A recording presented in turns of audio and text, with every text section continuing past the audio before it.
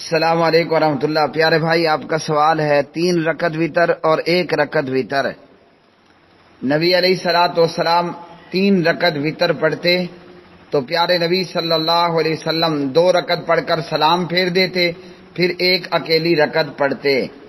سیدہ عائشہ رضی اللہ تعالی عنہا راویہ ہیں، نبی علیہ الصلوۃ والسلام 1 رکعت وتر پڑھتے، آخری 2 رکعتوں اور 1 رکعت کے درمیان میں سلام پھیر کر بات چیت بھی کرتے تھے۔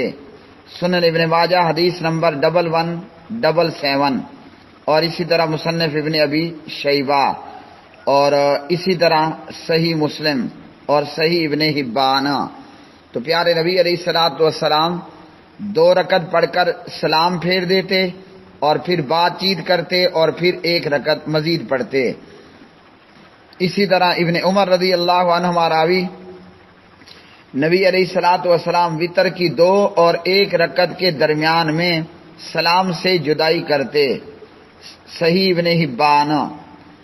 تو اس حدیث سے بھی یہ معلوم ہوا کہ نبی علیہ السلام 2 رکعت پڑھ کر بیٹھتے، تشہد پڑھتے، پھر سلام پھیرتے دونوں طرف، اور پھر 1 اکیلی رکعت پڑھ لیا کرتے تھے۔ اور اسی طرح نبی علیہ الصلوۃ والسلام پہلی رکعت میں، وتر کی پہلی رکعت میں سبح اسم ربک الاعلی، دوسری میں قل یا ایھا الکافرون، اور تیسری میں قل ھو اللہ احد پڑھا کرتے تھے۔ السنن الکبریٰ للبیہقی، المستدرک علی الصحیحین للامام حاکم۔ یہ ہو گیا 3 وتر پڑھنے کا طریقہ کہ 2 رکعت پڑھ کر آپ نے سلام پھیرنا ہے، تشہد سارا کچھ پڑھ کر، پھر 1 رکعت اور پڑھ لینی ہے۔ اور اسی طرح 3 رکعت وتر نماز مغرب کی طرح پڑھنا کہ نماز مغرب میں دوسری رکعت پڑھ کر تشہد بیٹھتے ہیں، عبدو و رسولو تک پڑھا، پھر تیسری رکعت کے لیے کھڑے ہوئے، تو یوں پڑھنا نبی علیہ السلام نے منع کیا ہے۔ آپ نے فرمایا 3 وتر مت پڑھو، 5 یا 7 وتر پڑھو، اور مغرب کی مشابہت نہ کرو۔ سنن دار قطنی اور اسی طرح المستدرک علی الصحیحین للامام حاکم۔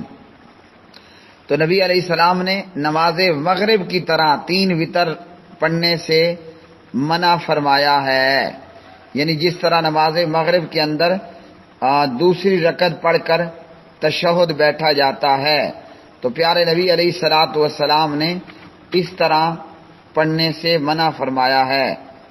3 رکعت وتر نماز مغرب کی طرح نہیں پڑھنے۔ اور اسی طرح پیارے نبی علیہ الصلوۃ والسلام نے فرمایا جو 1 وتر پڑھنا چاہے وہ 1 پڑھے، جو 3 رکعت وتر پڑھنا چاہے وہ 3 رکعت پڑھے۔ اور وتروں کے سلام کے بعد ابی بن کعب رضی اللہ عنہ راوی نبی فرماتے ہیں کہ نبی علیہ الصلوۃ والسلام وتروں سے سلام پھیر کر 3 مرتبہ یہ دعا پڑھتے اور آخری دفعہ آواز کو بلند بھی کرتے، سبحان الملک القدوس، اور یہ پیارے نبی علیہ السلام وتروں کے بعد کہتے۔ سنن نبی داؤد حدیث نمبر 1431، اور بعض میں ہے کہ تیسری مرتبہ میں ساتھ یہ بھی کہتے رب الملائکۃ والروح۔ تو یہ ہے پیارے نبی علیہ الصلوۃ والسلام کا وتر کے تعلق سے عمل۔ تو ہمیں بھی چاہیے کہ ہم اس طرح ہی وتر پڑھیں۔